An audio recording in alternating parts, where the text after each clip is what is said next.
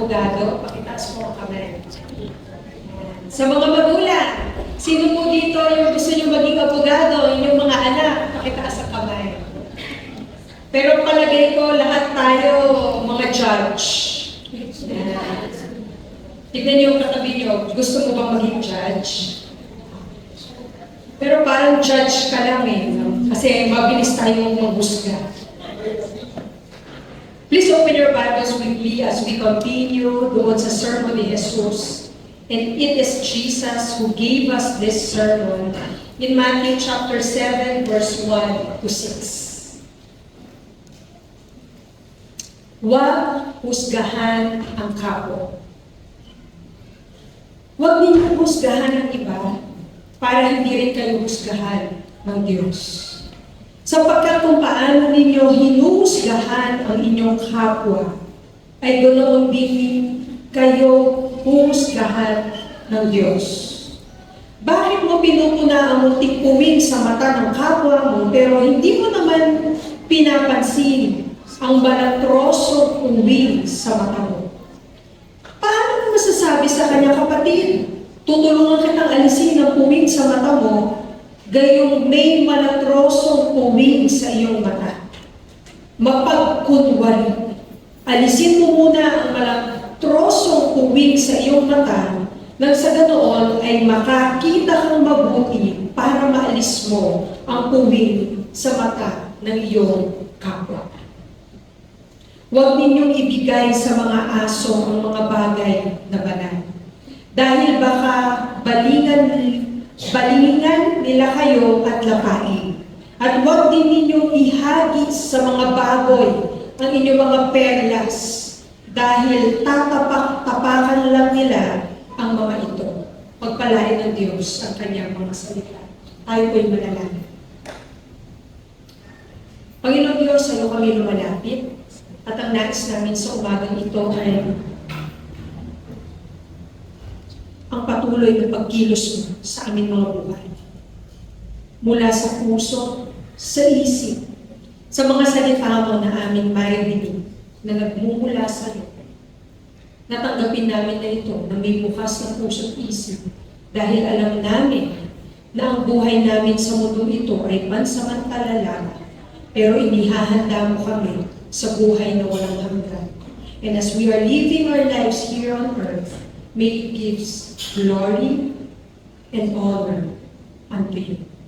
In the mighty name of Jesus Christ, we pray. Everybody say, Amen. Amen. Napakasimple po ng ating mensahe sa umagang ito na pinamagatang, pakibasa po? Bakit kaya binigyan halaga ni Jesus ang katuruan na ito tungkol sa paghusga natin sa ating kapwa? Sa Matthew chapter 7, sa pagsisimula po ng another chapter ng Matthew, nakailang chapter na po tayo? 2 chapter na. Since Matthew chapter 5, ilang buwan na, no, na pinag-aaralan natin yung mismong sermon na si Jesus ang nagturo at nag-preach. Ibinigay ito sa mga tagasunod niya at sa mga future followers niya kung paano ba tayo dapat mabuhay. And in Matthew chapter 7, we will discuss here, ano ba yung buhay sa kaharian ng Diyos? Ituturo sa atin dito, paano ba natin dapat itrato yung ating kapwa? Tignan mo yung katabi mo. How are you treating that person?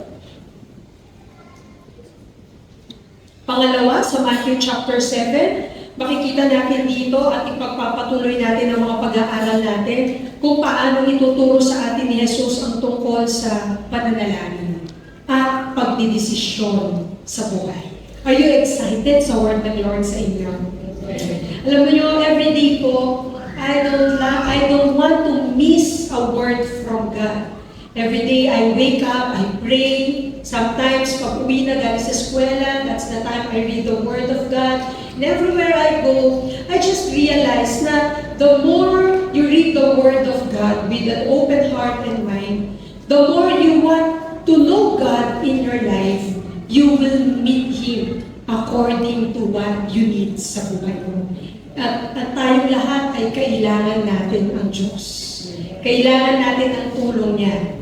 Pero sa aspektong ito, minsan hindi tayo aware na time to time nagiging judge tayo. Kaya ang sabi po ni Jesus, do not judge others. Sabihin mo nga sa sarili mo, do not judge others. Amen. Sabi po sa chapter 7, verse 1, huwag ninyong husgahan ng iba para hindi rin kayo, ano po sabi dyan? Husgahan ng Diyos. Sapagkat kung paano ninyo hinuhusgahan ng inyong kapwa, ganoon din kayo huhusgahan ng Diyos. Hindi na natin kailangan pag-usapan ng detalyado ano ba yung ibig sabihin ng paghusga, no? Do not judge and you will not be judged. Ibinigay ni Jesus ang idea nito sa Sermon on the Mount kasi madalas nakikita lang natin yung spirituality natin like what Jesus teach dito sa sermon niya. Yung spiritual life natin is about attitudes natin, yung motivation natin in giving, in prayer. Yan po yung pinag-aralan natin in Matthew chapter 6. In fasting, yung materialism natin, or sometimes we have this anxiety over material things. Pero dito sa chapter na to, itatouch naman ni Lord yung important thing that is related kung paano tayo mag-isip at paano natin itrato ang ating kapwa. Are you ready? Amen. Ano ba madalas naiisip mo sa kapwa mo?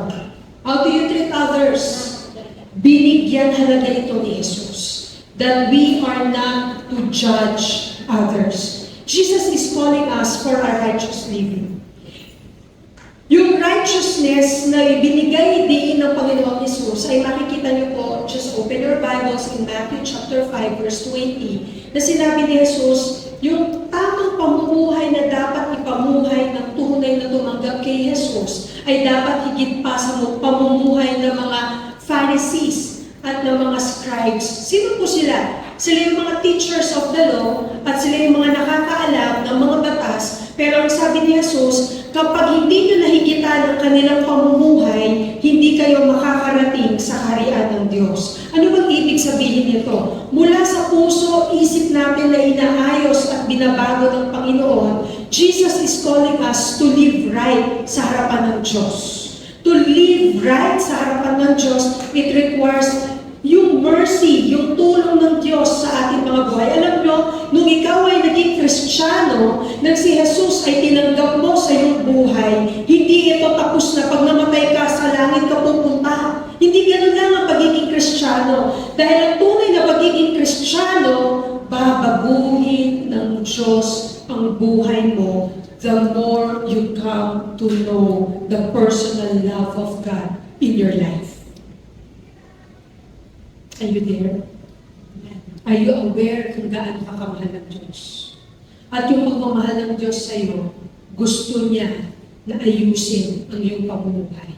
At isa dito na pamumuhay na inaayos sa atin ng Panginoon ay nire-review tayo ni Jesus kung paano tayo mag-isip.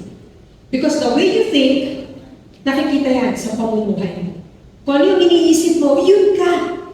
Yun ang nangyayari. At gano'n ang nangyayari sa iyong buhay. So Jesus is giving us warning on judging others. Huwag daw tayong basta-basta maghusga sa ating mga kapwa. Kung paano natin hinuhusgahan ang ating kapwa, ang sabi po ni Jesus, sa ganon pamantayan o sukatan din tayo huhusgahan ng Diyos. Alam niyo po itong verse na to, na do not judge. Napakarami po mga hindi masyadong alam ang Bible. This world. Ito yung very quoted verse na sinasabi at most popular sa mga tao na hindi tunay na nakakaunawa kung ano ba yung konteksto na sinabi ni Jesus dito, do not judge. No? Ibig sabihin ba na do not judge? Kahit anong pamumuhay mo, hayaan mo lang, hindi yun. No? The world is always talking, di ba? Sa trabaho natin, do not judge. Mura ako, do not judge. Basta huhusga. Hindi mo yun eh. Sometimes, we quote this verse to excuse yung sarili natin. Pero, when Jesus is speaking, do not judge, it is for you personally na hindi mo husgahan yung kapwa mo. Hindi para i-defend yung sarili nyo na huwag mo kong husgahan. Do not judge. Diba? Madalas tayo mag-defend sa ating mga sarili. Ganito na lang, para mas madali. Sino po dito yung mga chismosa? Magsabi ng ako yun! Pansinin niyo, si mami ko lang yung nagtaas yata ng kapag. Si mami ba yun? Si daddy. Si daddy pa. Tinaas yung kamay ni mami. Kasi niyo po, yung mga chismosa, yung mga gossiper, parang social. Yung mga chismosa, excited sila mag-chismis-chismis ang buhay-buhay ng iba. Pero natatakot silang pag-chismisan sila. Di ba? Ang bilis natin i-chismis yung buhay ng iba, ang bilis natin maghusga. Pero pag tayo, gusto natin lagi i-defend yung sarili natin. Kaya yung mga chismosa, mahilig mag-release ng tao yan kasi baka siya ma-chismis. Diba? Yung mga mayayabang, galit sa kapwa daw mayayabang, sabi nila. Totoo ba yun? Diba? We are not aware na yung kinakainisan natin sa ating kapwa, yung ikinagagalit natin sa mga nakikita natin sa paligid natin, we are not aware that is exactly who you are. Yun din ikaw. Pero ang bilis natin sabihin, pag tayo may ginawa, huwag kang maghusga, do not judge. Pero tayo sa sarili natin, ang bilis natin maghusga. At sasabihin pa natin, ba't alam mo ba yung puso ko? Alam mo ba yung isip ko? Bakit? Alam mo rin ba yung puso niya at isip niya? Bakit agad ka naghuhusga? That is very basic in daily life natin. Pero yung expectation ni Jesus dito, sinabi niya, to live right sa harapan ng Lord, isa sa kailangan maging aware tayo how we think and how we treat others. We are not to judge them easily. Alam nila yung expectation, alam nila or yung expectation nila ng command ni Jesus is universal acceptance na do not judge, teaching this sermon. But this sermon, makikita natin sa pagpapatuloy doon sa Matthew chapter 7, verse 15 to 16, kung ano po yung puno, yun ang bunga. So kung ang buhay mo ay puno-puno ng kabutihan, mabumunga ka ng kabutihan. Pero kung ang buhay mo puno-puno ng kuot, ng inggit, yun din ang nagiging bunga. Hindi mo ka itatago. Ang magandang puno ay hindi pwedeng magbunga ng pangit. Ganun din ang buhay natin. Tinawag tayo ng Panginoon bilang isang Kristiyano na maranasan natin yung unconditional love at maibigay din natin yung unconditional love. We first experience the greatest love of God. How high, how deep is your love for me? Na-amaze tayo sa pag-ibig ng Diyos that is so unconditional. And you are not just supposed to be amazed, but you're supposed to live sa pag-ibig ng Diyos. Who you are, anak ko ng Diyos. Who you are, mahal ako ng Diyos. At kung mahal ka ng Diyos at tinanggap mo ang pag-ibig ng Diyos, you will also give love to others. Love that is unconditional, possible. It is possible because we have Jesus and the Spirit of God in us. Pero hindi sinabing dahil we are giving that unconditional love, meron din unconditional approval. Wala kang gano'n. Yung pamumuhay na mali, hindi approve. Amen? Mahal tayo ng Panginoon Jesus, pero kinagagalit niya ang mabuhay pa tayo patuloy sa kasalanan. And who will be the great judge? It is God who will judge us. So Jesus is examining our own motives and conduct. Instead na mabilis tayo maghusga sa ating kapwa, i-check muna natin yung puso natin. Bakit ba natin ito ginagawa? Bakit ba kailangan itong sabihin? Para saan ba yung ginagawa mo? Ano ba yung pag-uugali mo? Huwag tayong mabilis maghusga sa kapwa natin, kundi unahin muna natin yung sarili natin. Yung mga ugali na ginagawa ng iba na kinagagalit o kinakainis mo, malamang check yan sa'yo. Yung bad habits and behavior patterns na nakikita natin sa iba, madalas, we are not aware na yun din tayo. If you are ready to criticize someone, check and see kung you deserve the same criticism kung paano mo sila pinupunan. Judge yourself first. Wow. Then, after you judge yourself, Lovingly forgive and help your neighbor. Hallelujah. Huwag tayong humusga ng ating kapwa, kundi ang unahin natin isip at sarili natin. Ugali natin, iniisip natin. Kaya po, sinabi ulit sa Luke 6:37 to 42. I would like to ask for your help to read this. Huwag husgahan ang kapwa. Verse 37, pwede po ba ninyong basahin na sa church? Huwag ninyo husgahan ang iba, upang hindi rin kayo husgahan ng Diyos. Huwag kayong masabi na dapat silang pag-usapan ng Diyos, upang hindi rin niya kayo pag-usapan. Pagpatawad kayo, magpapatawad hindi kayo. Amen. Napakaganda that verse. Ipagpatuloy po natin sa verse 38. Magbigay kayo upang bigyan din kayo ng Diyos. Ibabalik sa inyo ng sobra-sobra at umaapaw ang ibinigay ninyo. Sapagkat kung paano kayo magbigay sa iba, ganun din ang pagbibigay ng Diyos sa inyo. Ang akala natin pagbibigay dito, pera, di ba? Give, and it will come back to you. Good measure. Nasa mood ako kumanta kasi may boses na ako. No? That verse is really about giving your love. Kung paano natin ibinigay yung ating pag-ibig, ito rin yung sukatan na ibabalik sa atin. At ang ganda ng sinabi dito ni Jesus na kung saan yung pagbibigay is like a basket na nilagyan ng grain. Kung gaano karami yung ibinigay mo, yun din karami ang babalik sa'yo. Kung gaano pangunawa, pagmamahal, at pagpapatawad ang ibibigay mo sa iyong kapwa, ganun din karaming pagmamahal, pag-unawa, at pagpapatawad ang ibibigay sa atin at matatanggap natin mula sa Diyos at maging sa ating kapwa. A forgiving spirit demonstrates that a person has received God's forgiveness. If you really receive the forgiveness of God, you will also learn how to forgive. Madalas nagiging critical po tayo, mabilis tayong mamintas. Rather than being compassionate. Hindi ka aware, ang bilis mong mamintas, pero ikaw din. Pag nakatalikod ka, mabilis ka rin pintasin ang iyong kapwa. Hello?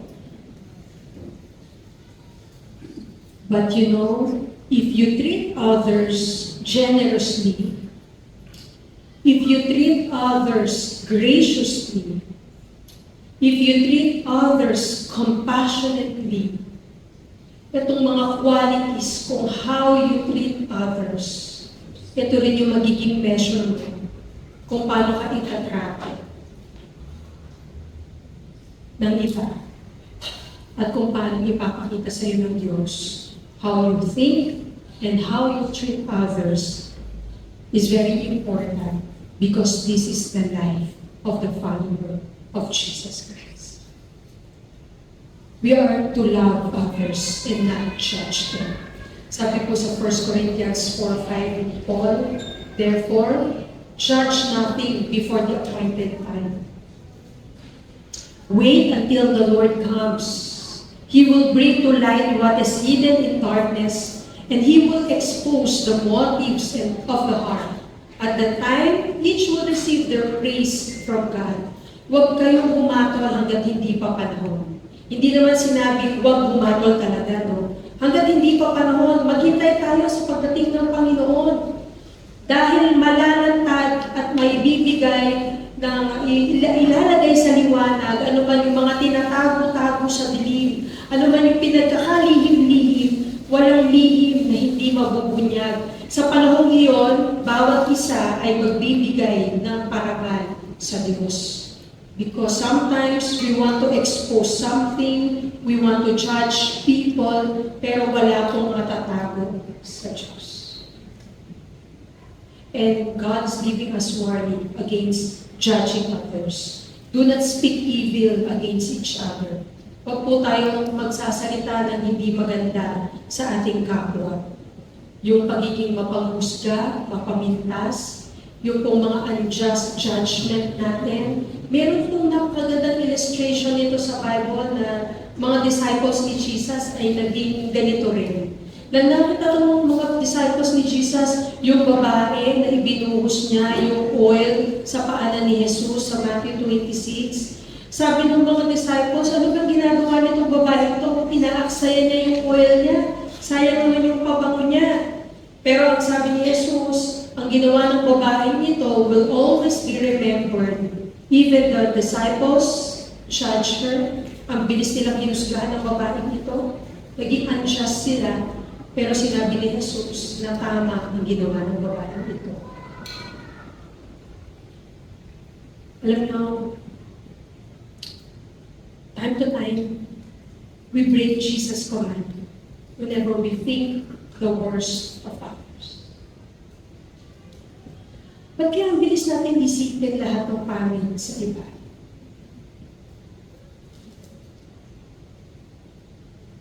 And whenever we're thinking the worst about other people, lahat ng hindi maganda sa ating kapwa, we always break the command of God to love one. We break Jesus' command whenever we only speak kung ano yung, ano sabi dyan, when we only speak to others of their faults. Kapag lagi na lang natin sinasabi yung mali ng ating kapwa. Fault finder ka ba? Wala ka bang nakita kung hindi lahat ng mali? Wala ka bang nakikita kung hindi lahat ng pangit? Kung ganito yung lagi nasa isip mo, ask the Spirit of God, Lord, come to me. Change my mind and change my heart. I don't want to live against doon sa kalooban. Kaya pa po ba? Anim po yan. Inhale. Kasi parang bigat na po kayo. Ako rin po bigat na bigat. But the Word of God is powerful. It's like a double-edged sword, piercing our souls. But it doesn't just pierce us, but it also changes us. Amen? Amen. So pangatlo, when we judge an entire life only by its worst moments. Nangyari ba sa inyo to? Yung meron kang napansin na tao na talagang kasama ng ugali. Sama talaga ng ugali niya. Pansin na pansin mo. And then 5 years from ago, yung nakita mo masamang ugali niya, itinatak mo na sa sarili mo, masama talaga ugali niya. Hindi natin namalayan yung kasamaan ng ugali niya at hindi pala ng pinagdaraanan niya sa buhay. Kakaiwan lang sa kanya ng boyfriend niya. Tapos kamamatay lang ng somebody close to her. Nawalan pa ng negosyo. What would you expect? Hello? Would you expect a good behavior and attitude when you're going through something? Pero pag tayo may pinagdadaanan, ang dali natin i-defend yung sarili natin. Pero yung ibang tao na may pangit na ugali, tinatakan na natin forever. Pangit ang ugali niya. Hindi natin namalayan yung worst moments ng kanyang buhay, na pangit ang behavior o ugali niya, meron siyang matinding pinagdadaan. Ipagpasa Diyos natin, you are here. Tignan mo yung katabi mo sa mata. Please, tignan mo siya sa mata. Pagagandahin pa ng Diyos sa ugali. The more you come to church, the more you pray, the more you surround yourself with good friends that are really loving the Lord. Pansinin mo, yung ugali mo noon, medyo nag-improve na ngayon. Diba? Yung pagiging masyado mong chismosa, si Jesus na ang chinichismis mo. Amen po ba? Amen. Diba? Sa Bible, ang mga chismosa, kagamit-gamit eh. Sasabihin nila, pupunta si Jesus sa palengke, doon siya mangangaral, kaya ang dami ng tao, chinismis na nila na darating si Jesus. Kaya, ganito po yung nangyayari sa atin. The more we are knowing God, we soon realize ang dami pa pala niyang aayusin sa akin, hindi lang sa kapwa ko. Amen? And we break Jesus' command when we judge the hidden motives of others. Hindi natin alam kung ano yung motibo ng ating kapwa. Huwag na natin silang husgahan. At kung pangit man ang kanilang ginagawa, it's not approved, hindi tama sa palagay ninyo, kailangan nila ang panalangin mo. Amen? Let's pray for our government. Ipanalangin natin ating mga mayor, ang ating kapitan, ang ating mga kagawad, ang ating mga konsehal, ating presidente. Panalangin natin ating mga kapulisan. Hindi puro panghuhusga. Hindi natin sana kayang baguhin. Pero ang Diyos natin kaya silang baguhin when they really encounter God sa buhay nila. Di ba ikaw nga binabago ka ng Diyos? Yung worst moments ng buhay mo, when you are so down, ang pangit ng ugali mo, di ba ngayon hindi na masyado? Amen? Kasi binabago tayo ng Panginoon. And we are breaking the command of God when we judge others without considering ourselves. So laging babalik sa atin. Bago tayo manghusga, bago tayo magsalita sa iba, tignan mo muna yung sarili mo. We break this command when we judge others without being mindful na tayo din mismo ay huhusgahan. Ito po mga ilan na ito na anim na araw-araw ay unaware tayo na mabilis tayo manghusga ng kapwa natin, nakikita natin yung mali nila, yung pangit lang nila. Alam niyo, matindi pa doon, kung ano ba yung mali, tsaka yung pangit, paulit-ulit mo pa ang pupunahin. Hello, ganyan ka ba? Ako lang. I've struggled with that. Sabi ko, bakit gano'n, no? Yung sa dami-dami ng maganda, makikita ko yung pangit. Lord, tanggalin mo na nga, tapos hindi ka pa makatulog, hindi ka pa magpakalit. Kailangan sabihin mo dun sa tao na, pangit yung ginawa mo, mali yung ginawa mo, nagsinungaling ka, kukumprontahin mo. Yung lagi mong gustong ipamukha sa tao na mali sila at tama ka. Pero alam nyo, ang buhay, we need to be gracious and compassionate. Kasi kung paano natin ginagawa sa ating kapwa yun din na magiging pamatay ng paghusga sa atin ng Diyos. So Jesus summarized the law of God sa dalawang bagay. Yung law na binigay ng Diyos kay Moses, sinamarize po nito ni Jesus. And you have your Bibles. We are just concentrated in the New Testament right now. In Matthew chapter 22, 37 to 40. Love the Lord your God with all your heart, with all your soul, with all your mind, with all your strength. Love your neighbor as yourself. Judging others, God is reminding us, ano ba yung summary ng utos ng Diyos sa atin? Ibigin natin ang Diyos at ibigin natin ang ating kapwa. Ang pag-ibig po does no harm. Sabi po sa Romans 13:10, pakibasa, love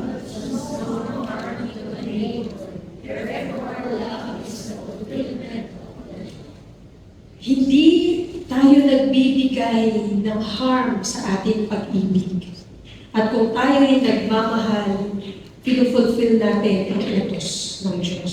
Examine your attitude and your actions towards others. Yung bang buhay mo at pagsasalita mo ay bumubuo ng buhay ng iba o sumisira at nagpapabagsak sa ating kapwa. Kapag ready ka mag-criticize at pumuna, remember God's law of love and say something good instead. Amen? Unahin po natin magsalita ng maganda bago ng pangit. Good news or bad news? Good news. Diba? Ayaw natin ng bad news. Good words or bad words? Good words. Ayaw natin ng bad words. Saying something beneficial sa iba, magbibigay ito ng kagalingan sa kanilang buhay. Maybe may pinagdadaanan bakit ganun ang ugali nila. May hugot, may lalim.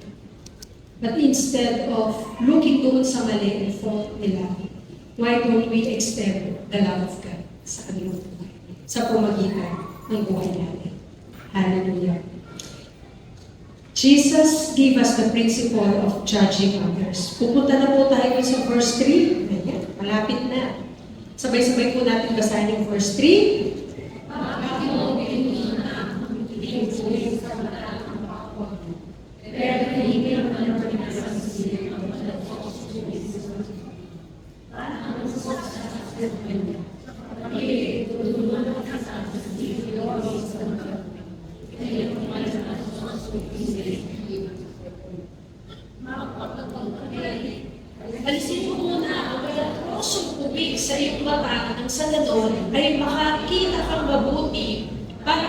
mo ang pumili sa mata ng iyong kapwa.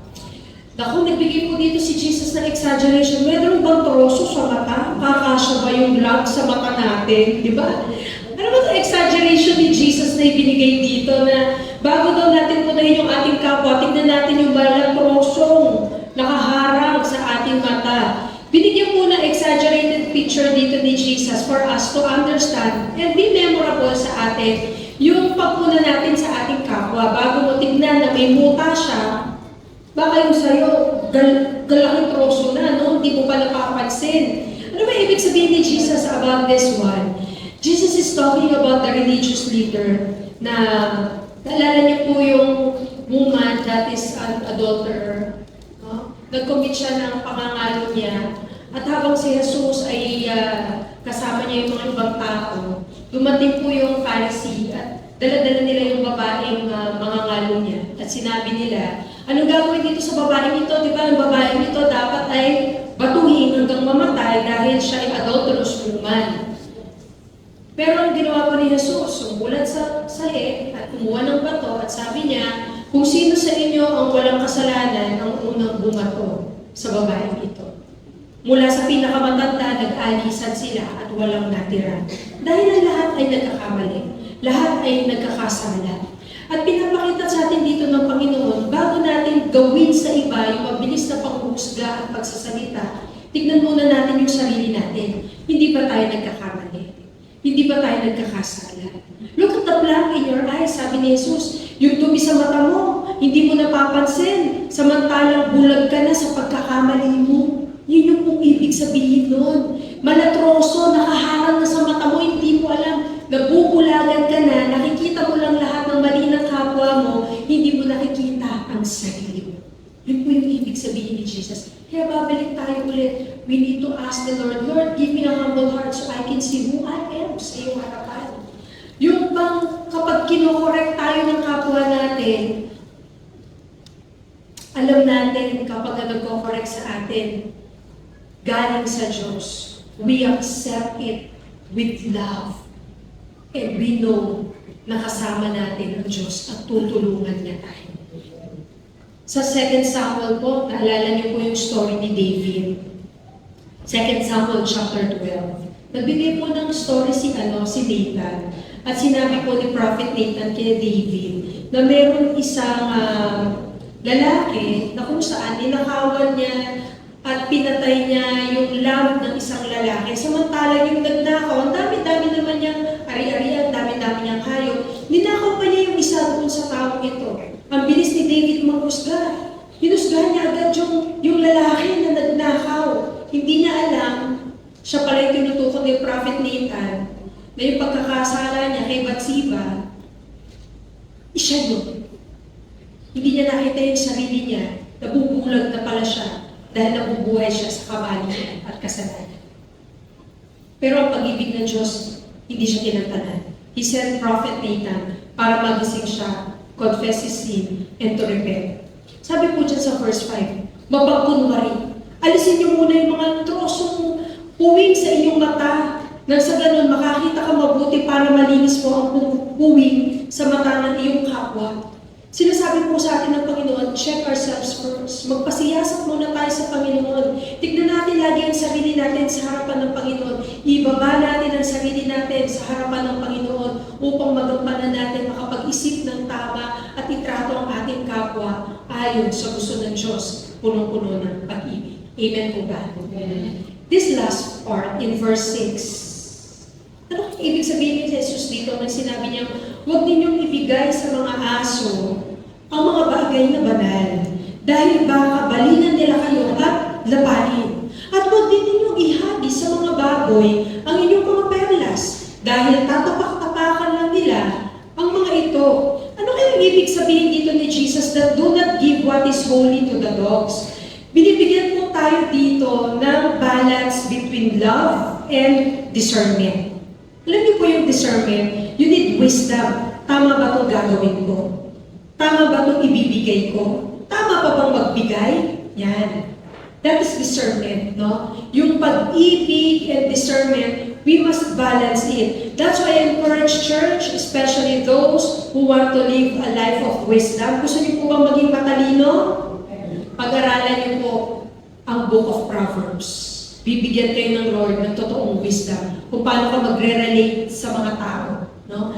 At sabi dito, winard niya yung judgmental attitude natin na hindi tayo maging blind sa mga criticism. Jesus is reminding us na i-apply natin yung kaharian ng Diyos na dapat nandun yung pag-ibig and at the same time meron din tayong wisdom, discernment sa ating mga ginagawa. Ano ba yung mabuti? Ano ba yung mahalaga? Ano ba yung dapat natin ibigay? Minsan yung pinahahalagahan natin yung napaka-precious, napaka-holy na ibinibigay natin. Ibibigay natin lamang sa mga taong tatapak-tapakan nito at babaliwalain. Ano ba yung precious na maibibigay natin sa ating kapwa?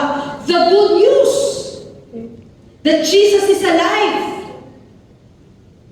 The gospel to bring Jesus. Sometimes pino-force natin sa ibang ibigay ito. Pino-force natin mag-evangelize. Lalabas tayo, magsisisigaw tayo. Para lang ibinigay mo yung halaga na yon na tinapak-tapakan lang, di ba? Tatapakan na lalapain lang ng aso o tatapakan lang ng baboy. Ano po yung perlas na sinasabi dito?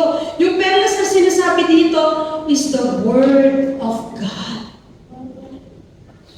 Sometimes we force people. We share to them. Pero ano pong kapalit? Hindi nila pinahalagahan ito. Tinatapak-tapakan.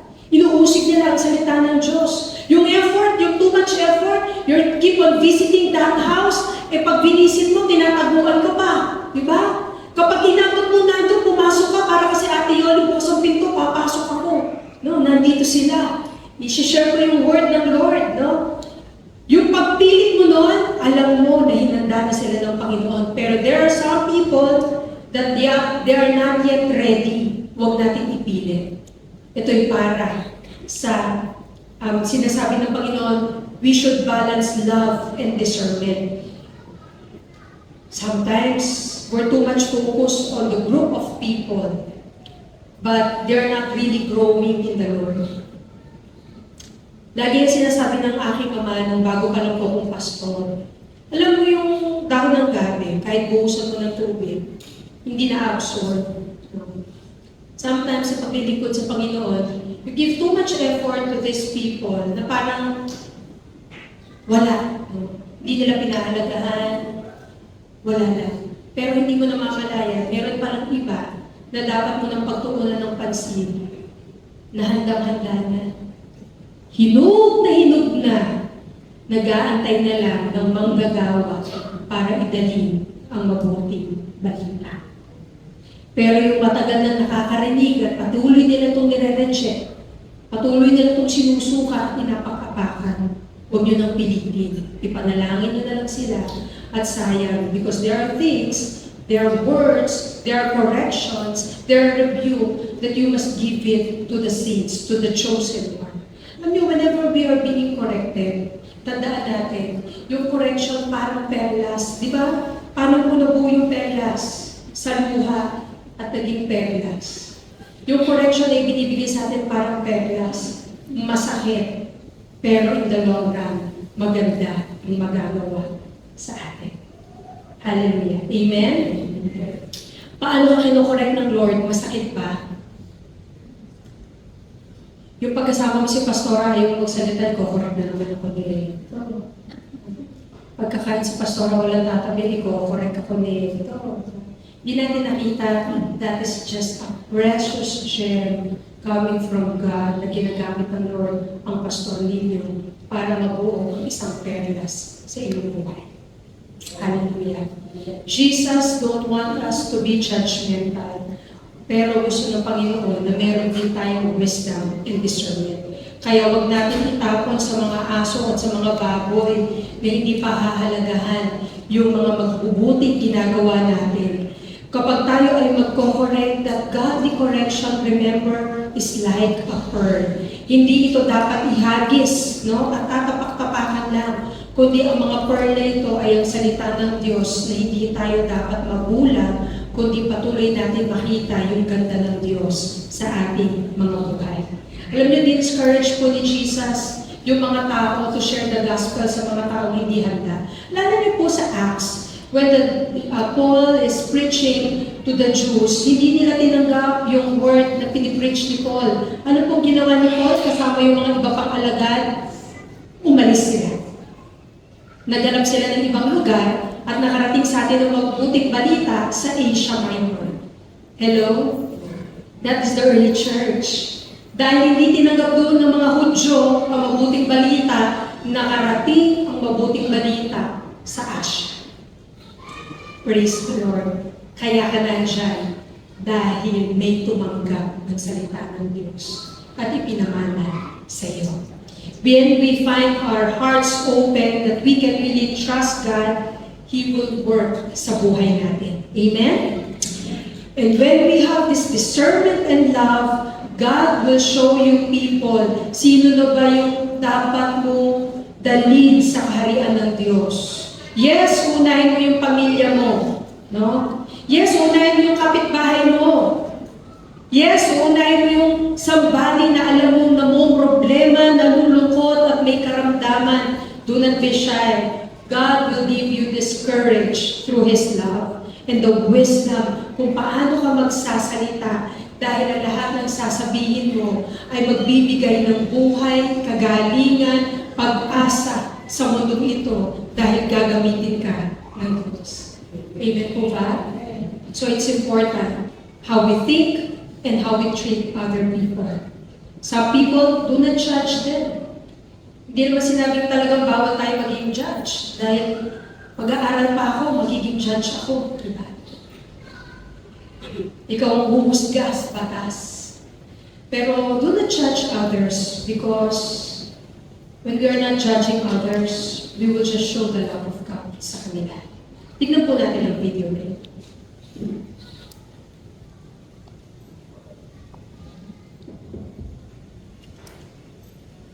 Then everyone went home, but Jesus went to the Mount of Olives.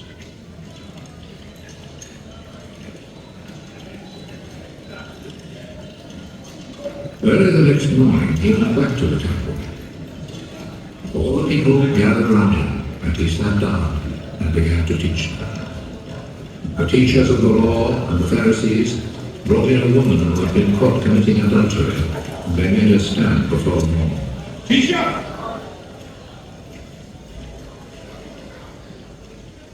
This woman was caught in the very act of committing adultery.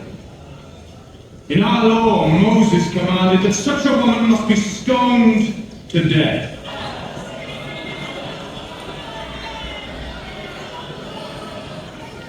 Now what do you say? They said this to trap Jesus, so that they could accuse him. But he bent over and wrote on the ground with his finger.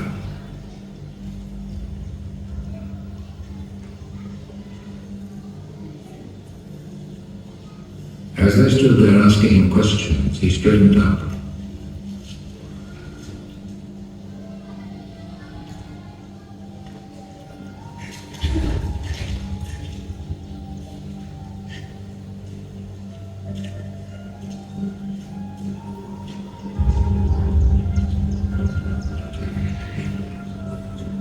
Whichever one of you has committed no sin, may throw the first stone at her. Then he bent over again and wrote on the ground.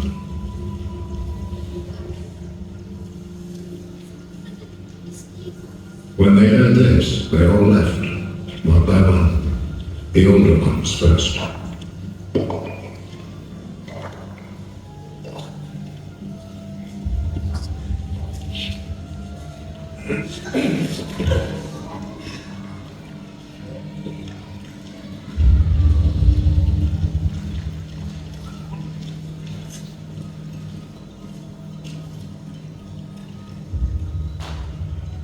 Jesus was left alone with the woman still standing there. He straightened up. Where are they?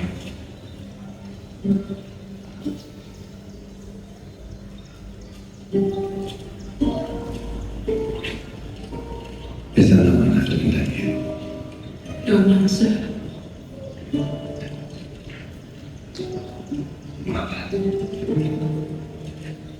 pakinggan niyo man. Ikaw. But do not say again.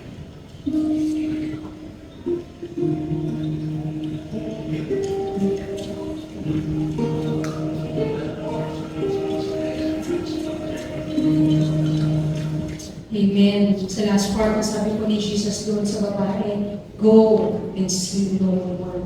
Sabi po sa John 8:7, ang sino man sa inyo na walang kasalanan, ang siyang maunang bumato. Lahat po tayo nagkakamali. Lahat tayo hindi laging magandang ugali. Lahat tayo, meron tayong worst moments of our lives. Pero hindi tayo tinigilan, hindi tayo iniwanan, kung hindi minahal at pinatawad tayo.